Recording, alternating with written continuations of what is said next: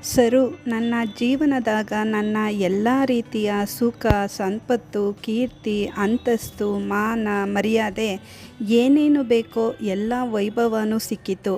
ಆದರ ಈ ಎಲ್ಲಕ್ಕಿಂತ ನನಗೆ ನೀನು ಬಹಳ ಅಮೂಲ್ಯವಾದ ಆಸ್ತಿ ನೋಡು.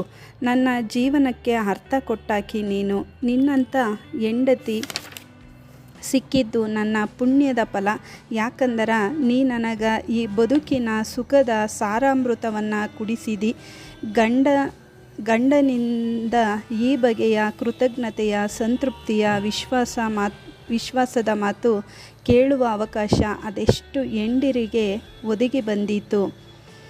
ಸರೋಜಾಗೆ ಅರ್ಧ ಎಚ್ಚರ ಅರ್ಧ ನಿದ್ದೆ. ರೂಮಿನಲ್ಲಿ ವಿಶಾಲವಾದ ಮಂಚದ ಮೇಲೆ ಆಕೆ ಒಬ್ಬಳೇ ಮಲಗಿದ್ದಾಳೆ.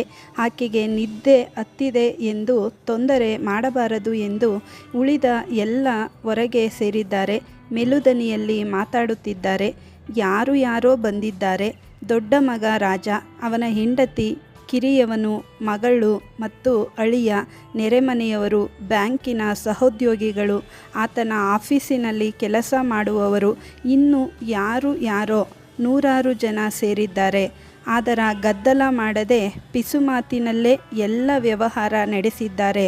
ರಾಜು, ನೀ ದೊಡ್ಡವನಪ್ಪ, ಇನ್ನು ಎಲ್ಲ ಜವಾಬ್ದಾರಿ ನಿಂದೆ. ನಿಮ್ಮ ತಾಯಿನ ಕಾಳಜಿಯಿಂದ ನೋಡ್ಕೋಬೇಕಪ್ಪ. ಅವರಿಗೆ ಈ ಶಾಕ್ ತಡೆಯೋದು ಆಗಲಿಕ್ಕಿಲ್ಲ. ಯಾರೋ ಹಿರಿಯ ಮನುಷ್ಯರ ಕಳಕಳಿ. ಹೌದ್ರಿ ಕಾಕ, ಅದಕ್ಕೆ ಡಾಕ್ಟರು ಮಮ್ಮಿಗೆ ನಿದ್ದೆ ಇಂಜೆಕ್ಷನ್ ಕೊಟ್ಟಾರ.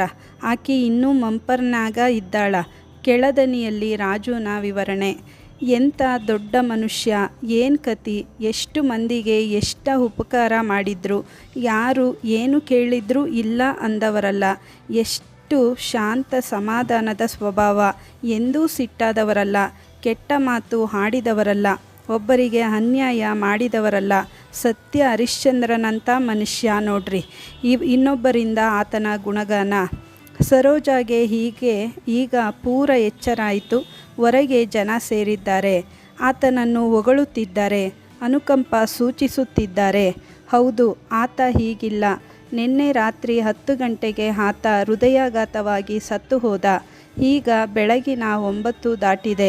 ಈ ಕಳೆದ ಸುಮಾರು 12 ಗಂಟೆಯ ಕಾಲ ತಾನೇನು ಮಾಡುತ್ತಿದ್ದೆ? ಸರೋಜಾಗೆ ನೆನಪಿಸಿಕೊಳ್ಳಲು ಪ್ರಯತ್ನಿಸಿದಳು. ಸರಿಯಾಗಿ 10ಕ್ಕೆ 2 ನಿಮಿಷಗಳಿದ್ದಾಗ ಆತನ ಜೀವ ಹೋಯಿತು. ಡಾಕ್ಟರ್ ಬಳಿಯಲ್ಲೇ ಇದ್ದರು.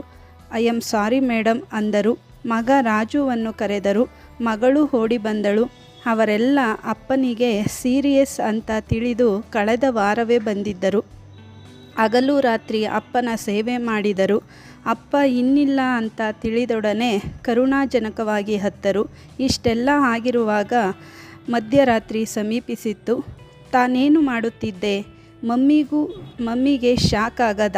ಅದಕ್ಕೆ ಆಕೆ ಅಳ್ತಾ ಇಲ್ಲ, ಮಾತಾಡ್ತಾ ಇಲ್ಲ. ಹೌದೌದು, ಅವರಿಗೆ ಸೆಡೇಷನ್ ಕೊಡೋದು ಚಲೋ. ಅಯ್ಯೋ ಅಮ್ಮ. ಸರೋಜಾಗೆ ಇದೆಲ್ಲ ಕೇಳಿದ ನೆನಪಿದೆ. ಮುಂದೆ ಆಕೆ ನಿಧಾನವಾಗಿ ಕನಸಿನ ಲೋಕ ಸೇರಿದಳು. ಕನಸಿನ ಲೋಕವೇ? ಹೌದು. ಅಂದರೆ ಇಷ್ಟು ಹೊತ್ತು ನಡೆದಿದ್ದೆಲ್ಲ ಕನಸೇ? ಹೌದು. ಆಕೆ ಮಲಗಿದ್ದಾಗ ಆತ ಚಹಾ ಮಾಡಿದ್ದು, ಸಂಬಳದ ಹಣವನ್ನೆಲ್ಲ ಆಕೆಯ ಕೈಯಲ್ಲಿರಿಸಿದ್ದು, ಮಗುವನ್ನು ತಾನೇ ರಾತ್ರಿಯೆಲ್ಲ ನೋಡಿಕೊಳ್ಳುವೆನೆಂದು ಆತ ಹೇಳಿದ್ದು, ಸಿನಿಮಾಗೆ ಕಾಮತ್ ಹೋಟೆಲ್ಗೆ ಹೋಗೋಣವೆಂದು ಆತ ಹೇಳಿದ್ದು, ಕೆಲಸವನ್ನು ಹಂಚಿಕೊಳ್ಳೋಣ ಅಂತ ರಮಿಸಿದ್ದು, ಬೆಳದಿಂಗಳಲ್ಲಿ ಪ್ರೀತಿಯ ಮಾತುಗಳನ್ನಾಡಿದ್ದು, ಜೀವನ ಸಾರ್ಥಕವಾಯಿತೆಂದು ಹೇಳಿದ್ದು, ಇದೆಲ್ಲ ಕನಸೇ? ಹೌದು. ಎಂತಹ ಸುಂದರ ಕನಸುಗಳು! ಆಕೆ ಹುಡುಗಿಯಾಗಿದ್ದಾಗಿನಿಂದ ಕಂಡಿದ್ದ ಕನಸುಗಳು. ಇವೆಲ್ಲ ಬರೀ ಕನಸುಗಳೇ ಆಗಿದ್ದರೆ ಈ ಕನಸುಗಳಿಂದ ಎಚ್ಚರವಾಗುವುದು ಯಾರಿಗೆ ಬೇಕಿತ್ತು?